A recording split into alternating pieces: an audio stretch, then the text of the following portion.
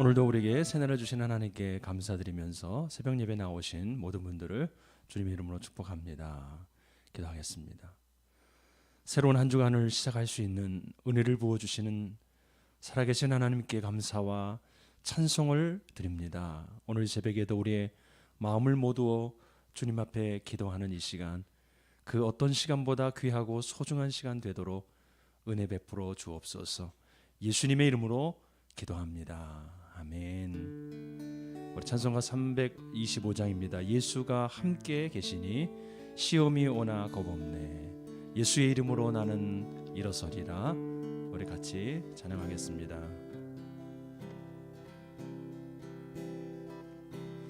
예수가 함께 계시니 시험이 오나 겁없네.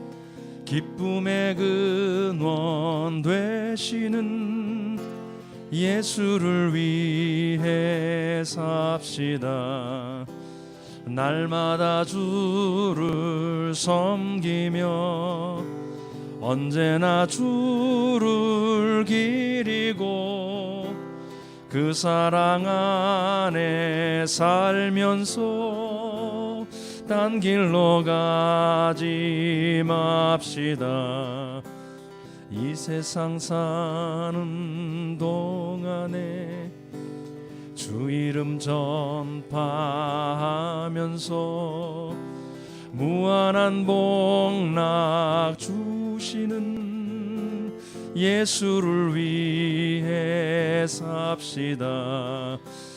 날마다 주를 섬기며 언제나 주를 기리고 그 사랑 안에 살면서 딴 길로 가지 맙시다. 이 세상 친구 없어도 예수는 나의 친구니 불의한 의를 버리고 예수를 위해 삽시다. 날마다 주를 섬기며 언제나 주를 기리고 그 사랑 안에 살면서 딴 길로 가지 맙시다.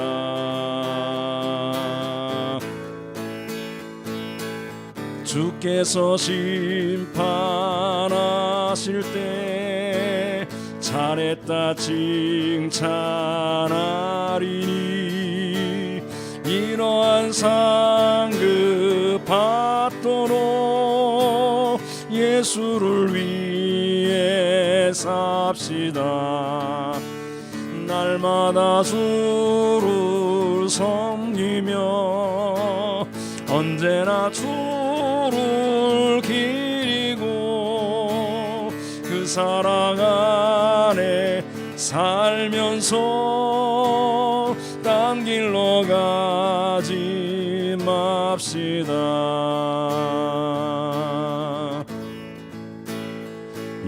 예수의 이름으로 나는 일어서리라.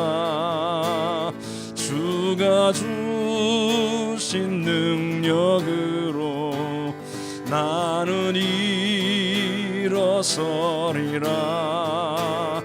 원수가 날 향해 와도 쓰러지지 않으리. 주가 주신 능력으로 주가 주신 능력으로 주가 주신 능력으로 일어서리. 원수가 나를 향해 온다 할지라도 원수가 날 향해 와도 쓰러지지 않으리. 주가 주신 능력으로 주가 주신 능력으로 주가 주신 능력으로 일어서리. 아멘.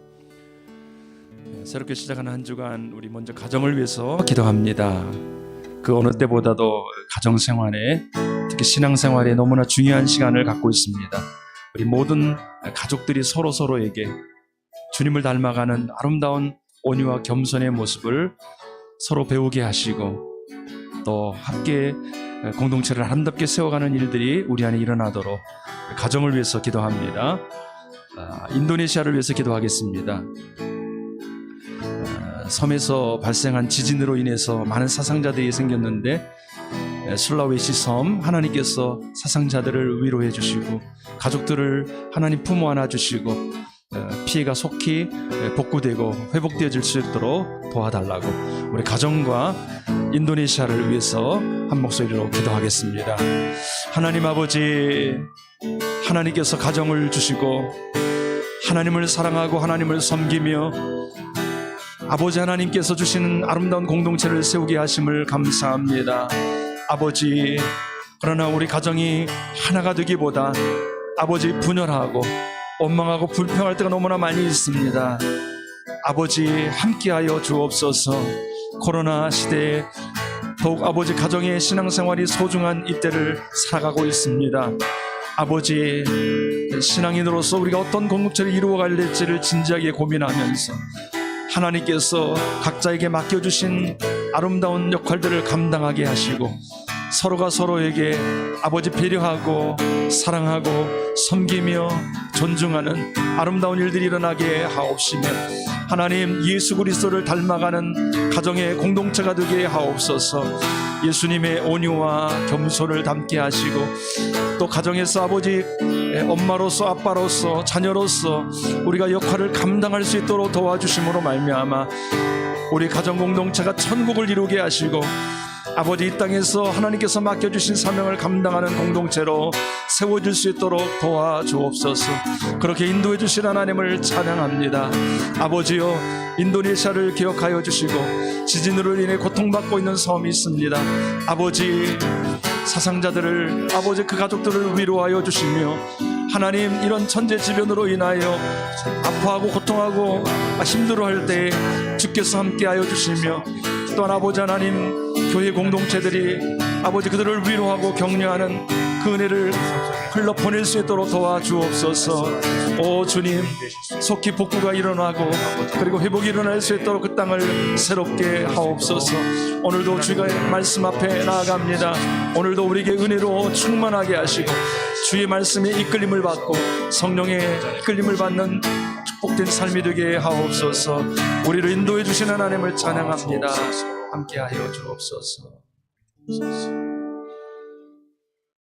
하나님 아버지, 많은 시간을 할애해서 살아가고 있는 우리 가정을 통해서 주님과 동행하게 되기를 원합니다. 하나님의 말씀과 함께하고 하나님의 말씀과 함께하니 기도가 자연스럽게 나오고 또 그 기도한 대로 살아가기 위해서 부지런히 힘쓰는 가정 될 수 있도록 도와주옵소서.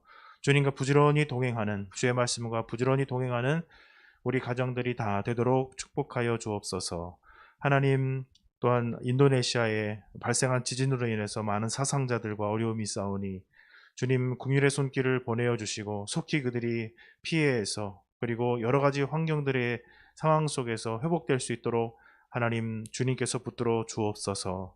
이 아침에 우리가 주님 앞에 나아갑니다. 하나님 진리로 우리의 발 앞을 밝혀주시고 우리의 마음을 밝혀 주님의 길로 나아갈 수 있도록 하나님 우리를 도와주옵소서. 예수 그리스도의 이름으로 기도드립니다. 아멘.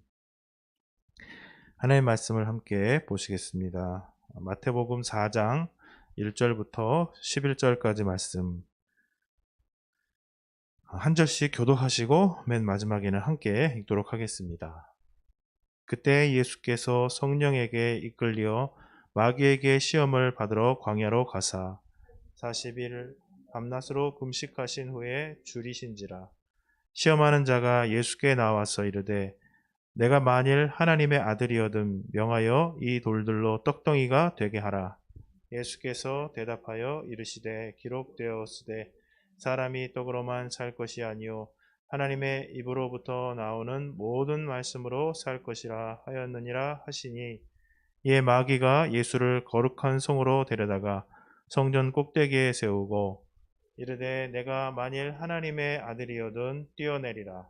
기록되었으되 그가 너를 위하여 그의 사자들을 명령하시리니 그들이 손으로 너를 받들어 발이 돌에 부딪히지 않게 하리로다 하였느니라.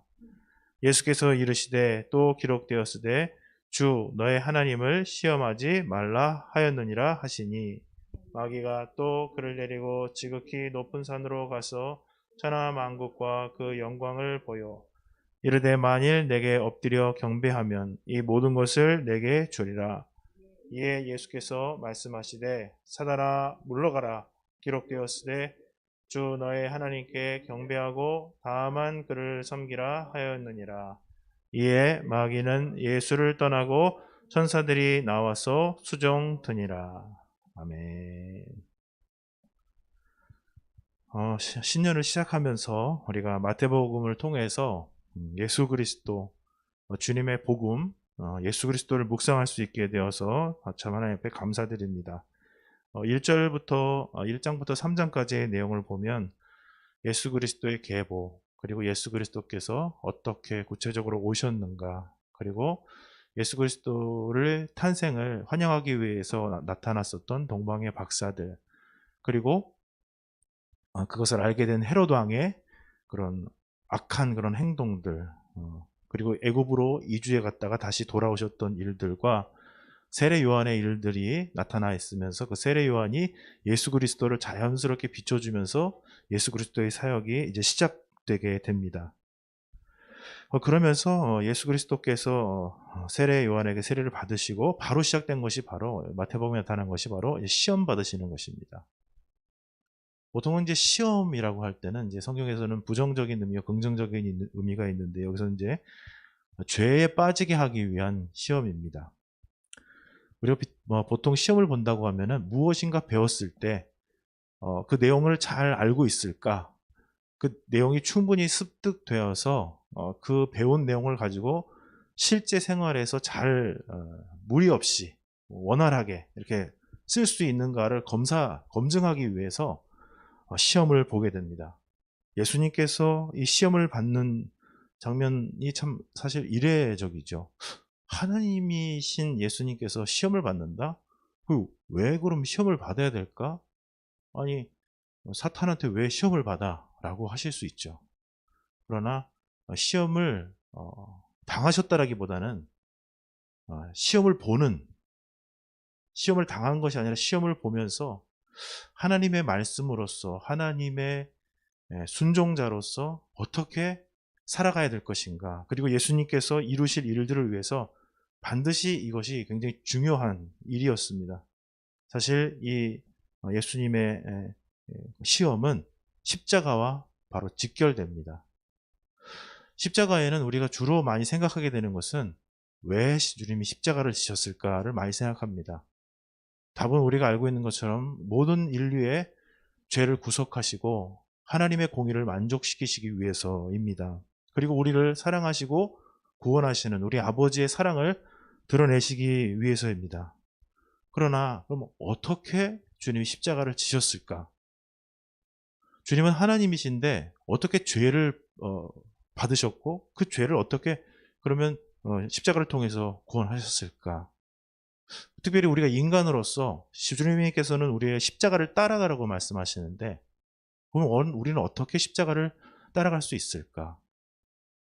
우리는 왜 그럼 십자가를 알고 주님의 사랑과 은혜를 아는데 왜 현실에서는 이렇게 십자가를 따라가기 어려울까?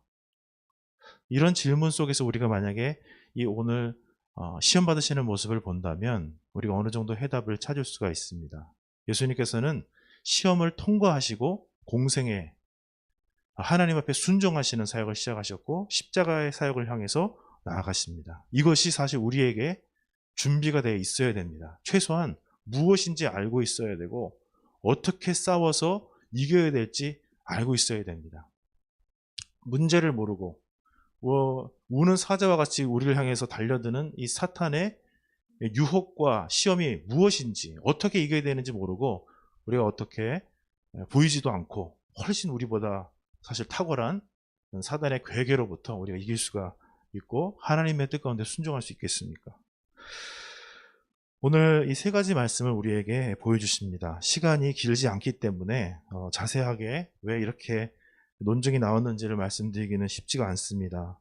그래서 간단하게 말씀을 드리도록 하겠습니다. 첫 번째 시험은 돌들로 떡덩이를 되게 하라는 말씀입니다. 그리고 두 번째는 성전 꼭대기에 올라가서 뛰어내리라는 장면이고, 세 번째는 지극히 높은 산으로 가서 천하만국을 다 보여주고 절만 하면은, 나한테 무릎 꿇어 경배만 하면은 모든 것을 다 너에게 주겠다는 말씀입니다. 이거 전부 다 이상하고 이례적이죠. 그 시험 자체는 굉장히 보편적이고 이례적입니다. 이것들을 우리가 좀 쉽게 이해하기 위해서 저는 오늘 아담이 사단의 뱀의 시험을 받아서 이 선악과를 따먹게 되는 이 과정과 함께 비교하면서 이것을 보려고 합니다. 그러면 조금 더 쉽게 이해가 되는 것 같습니다. 먼저는 돌들로 떡덩이가 되게 하라고 말씀을 하십니다. 돌들로 떡덩이가 되게 하라. 주님께서는 하나님의 아들이시고 구원자이시고 천지를 창조하신 분이십니다. 돌들로 떡덩이가 되시게 하실 수가 있습니다. 그러나 주님께서는 이 돌들을 떡덩이가 되게 하라는 이 사탄의 시험에 대응하지 않으십니다. 또 두 번째도 마찬가지, 높은 곳에서 떨어져 내려라. 그러면 천사가 그 발을 받쳐서 다치지 않게 할 것이다. 주님께서는 떨어져 내리셔도 다치시지 않을 것입니다. 그리고 어떻게 보면은 성전이란 곳 자체가 수많은 사람들이 예배하기 위해서 항상 사람이 들끓는 곳입니다.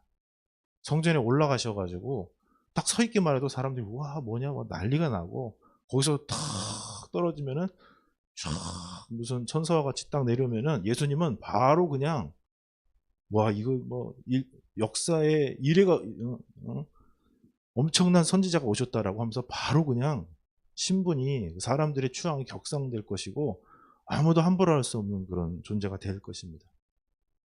그렇게 하시지 않죠. 자신을 드러내거나 자신을 만족시킬 수 있는 능력이 있으셨어요. 예수님은요. 근데 주님은 그것을 그곳에 사용하시지 않으셨다는 것입니다. 능력을 분명히 가지고 계세요. 근데 그 능력을 어디 사용하느냐? 자신을 위해서, 배고픔을 해결하기 위해서 그거 못 하시겠어요? 하시지 않는다는 겁니다. 그러면서 그걸 뭘로 막아내시냐고, 이겨내시냐면 말씀을 통해서. 살려면은 이것을 이렇게 바꿔야 될 거가 아니야. 그것만으로 사는 거 아니야. 하나님의 말씀으로 사는 거야. 라고 하시면서 예수님이 거기서 걸어가시는 길이 결국은 내가 살기 위한 길이 아니고, 내가 드러나고 내 존재가 나타나고 하는 것이 아니고, 주님의 말씀이 가고 주님의 말씀으로 가는 그곳으로 나는 산다라는 주님의 존재의 선언이시죠. 두 번째, 높은 곳에서 떨어지면 어마어마한 이 종교적인 나라에서 아니 뭐 거의 왕보다도 더한 정말 이제 선지자뿐만 아니라 뭐 주님이 오셨다는 것으로 해가지고 모든 사람들의 마음을 다 규합할 수 있을 것이지만은 얼마나 거기에 탁월하겠어요. 만약에 제가 기도만 하면은 병자들이 다 낫는다, 암병자들이 다 낫는다, 그런 능력을 제가 가지고 있다. 여러분, 제가 그럼 어떻게 해야 되겠습니까? 제가 그걸 써야 되겠어요? 쓰지 말아야 되겠어요? 써야 되죠. 그런 엄청난 능력을 가지고 계신데 주님은 어떻게 하셨다는 거예요? 주님을 시험하지 말라 그러셨다는 거예요. 그러니까 성경에서 나와서 명령하고 계신 것이 아니면은 그것을 가지고 있다 할지라도 주님은 그걸 쓰시지 않으셨다라는 거예요. 우리는 뭐예요? 있기만 하면 어떻게든지 간에 하려고 하죠. 드러내려고 하고 나타내려고 하고. 왜? 가만히 살펴보면 내가 무엇을 위해서 살고 있는가를 보여주는 거예요. 나를 드러내고 나의 존재를 입증하고 타인과 나와의 관계에 있어서 나의 계획을 좀 더 효과적으로 수행하고 실천하고 성취하기 위해서 힘을 동원하는 거죠. 내 힘을 동원하는 거예요.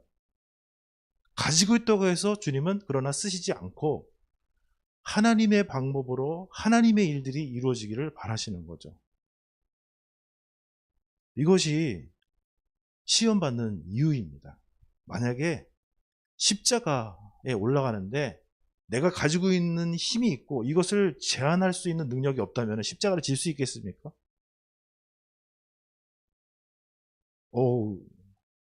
저 병정들이 지금 뭐 하는 거죠, 주님? 불을 한번 확 내려주시죠. 그러면 십자가를 질 필요가 없으시잖아요. 땅을 한번 흔들어 주시죠. 그러면 십자가를 질 필요가 없잖아요. 십자가를 견디시기 위해서는 힘을 쓰시지 않으셔야 돼요. 하나님의 때, 하나님의 방식, 하나님의 목적을 이루기 위해서는 멈춰 서서 하나님을 시험하지 말라. 그렇게 하는 것이 아니다. 라고 할 수 있어야 된다는 것이죠. 마지막으로 나와 있는 부분도 그렇죠. 주님께서 목적은 하나님께 영광을 돌리고 하나님이 우리에게 주시는 구원을, 하나님이 우리에게 주신 하늘나라를 누리기 위함이지 세상의 것들을 다 누리고 뭐 엄청난 돈, 엄청난 권력, 내 힘을, 내가 하고 싶은 것을 세상이 주는 힘과 능력으로 쫙 하는 것이 하나님의 뜻이 아니잖아요. 그 아니잖아요. 목적이. 이게 되지 않으면 예수님께서는 어떻게 되시겠습니까? 십자가를 지려고 하는데 하나님이 우리에게 주시는 인류에게, 죄인들에게 주시는 구원과 하늘나라의 축복을 소망하고 사모하면서 자신을 희생하시는 것이지 세상의 유익과 만족을 주려고 했으면 그렇게 하실 이유가 뭐가 있겠어요? 왜 굳이 고통과 죽음과 모멸의 길을 가야 되겠어요? 여러분, 우리가 돌아봐야 될 것이 있습니다. 내가 예수 그리스도를 진정으로 나의 구주요 나의 하나님으로 믿는 사람이라면 이것이 해결되어 있는지 봐야 돼요. 그래서 힘이 없는 사람들은 편해요. 그래서 주님은 힘이 없는 사람들에게, 약한 사람한테, 겸손한 자들에게 가까이 하세요. 근데 주님께서 누구 혼내셨는지 아십니까? 힘 있는 자들, 지식 있는 자들, 권력 있는 자들을 혼내시는 거예요. 그래서 왜냐하면 그 사람들은 이렇게 하기가 굉장히 어려워요. 힘을 가지고 있으니까 힘을 쓰기가 쉽겠어요. 힘이 없는 사람은 힘을 쓸 수가 없잖아요. 근데 힘을 가지고 있는 사람은 힘을 쓸 수가 있거든요. 내 자신을 위해서 치부하거나 내 자신을 만족시키기 위해서 능력과 지혜와 모든 걸 활용할 수 있죠. 그리고 나의 세와 나의 존재와 나를 증명하고 나를 나타내기 위해서 얼마든지 나의 능력, 나의 지식, 나의 재력, 나의 카리스마를 휘두를 수가 있죠. 그렇게 되면 어떻게 됩니까? 십자가는 멀어지는 거예요. 하나님의 영광은 멀어지는 것이죠.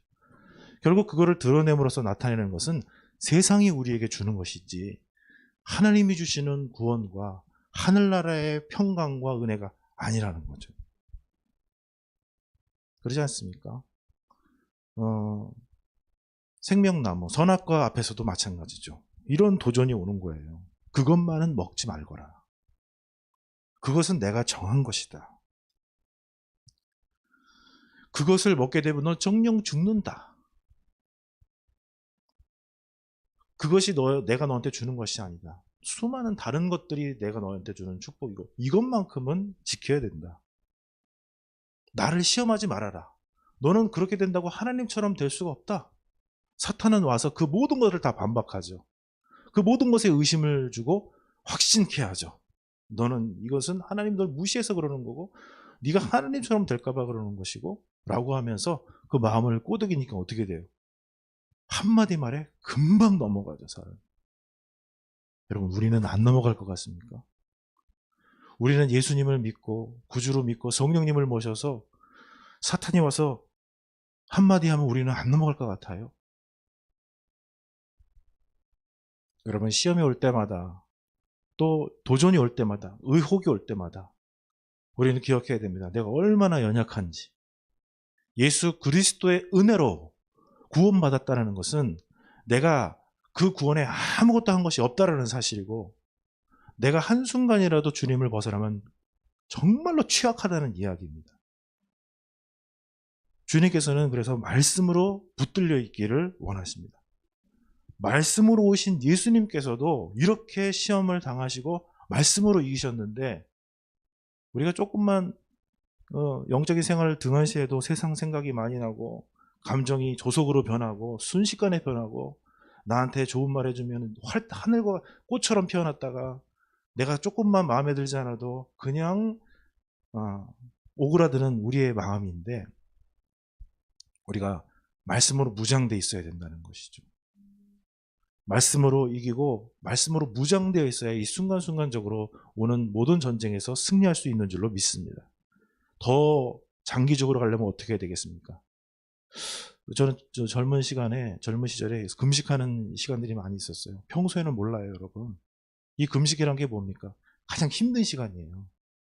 이게 평소에는 신앙생활 잘할 때는 몰라요.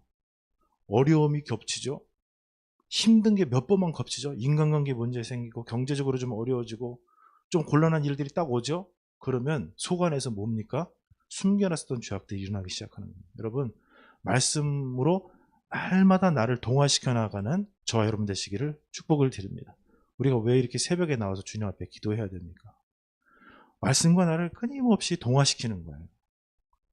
그렇게 할 때, 시험이 올 때 금방 이길 수가 있죠. 금방.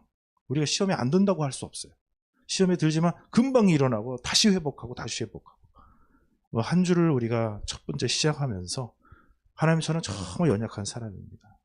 지금도 사탄이 와서 살살살살 내 귀를 긁고 내 마음을 긁으면 그냥 어쩔지를 못하고, 불안한 게 약한 사람은 불안해지고 화가 나는 사람은 화가 나고 이렇게 되는데, 그러나 주의 말씀을 붙들고 있고 주의 말씀을 의지하고 있으면 다시 일어나고 다시 떨쳐내고 다시 하나님의 나라로, 다시 십자가로, 다시 은혜 앞으로 나가게 되는 우리 귀한 성도님들, 한 주를 믿음으로 시작하시는 저 여러분 되시기를 축복드립니다. 아멘. 살아계신 아버지, 주님께서 함께 해주시기를 원합니다. 하나님의 말씀과 함께 하기를 원합니다. 너무도 연약하기 때문에 신앙생활한 지가 오래되었지만은, 그럼에도 불구하고 사단이 와서 조금만 미혹하고 조금만 흔들고 나의 상황을 어렵게 만들고 나를 짓누르고 내가 깨지는 것 같고 내가 눌리는 것 같으면 자아가 올라오고 예습성이 올라오고 본능이 올라오는 연약한 존재인 것을 주님 앞에 자백을 드립니다. 말씀으로 충만하게 되기를 원하고, 말씀과 닮아가기를 원하고, 말씀과 함께하기를 원합니다. 시험할 때 승리하게 하시고 예수 그리스도의 이름을 선포하게 하시고, 내가 주님으로 말미암아 살며 주님이 원하시는 일을 하며 하나님의 나라를 바라보는 자라는 것을 선포할 수 있도록 하나님 오늘 하루를 축복하여 주옵소서. 예수 그리스도의 이름으로 기도드립니다. 아멘. 하늘에 계신 우리 아버지, 아버지의 이름을 거룩하게 하시며 아버지의 나라가 오게 하시며 아버지의 뜻이 하늘에서와 같이 땅에서도 이루어지게 하소서. 오늘 우리에게 일용할 양식을 주시고 우리가 우리에게 잘못한 사람을 용서하여 준 것 같이 우리 죄를 용서하여 주시고 우리를 시험에 빠지지 않게 하시고 악에서 구하소서. 나라와 권능과 영광이 영원히 아버지의 것입니다. 아멘.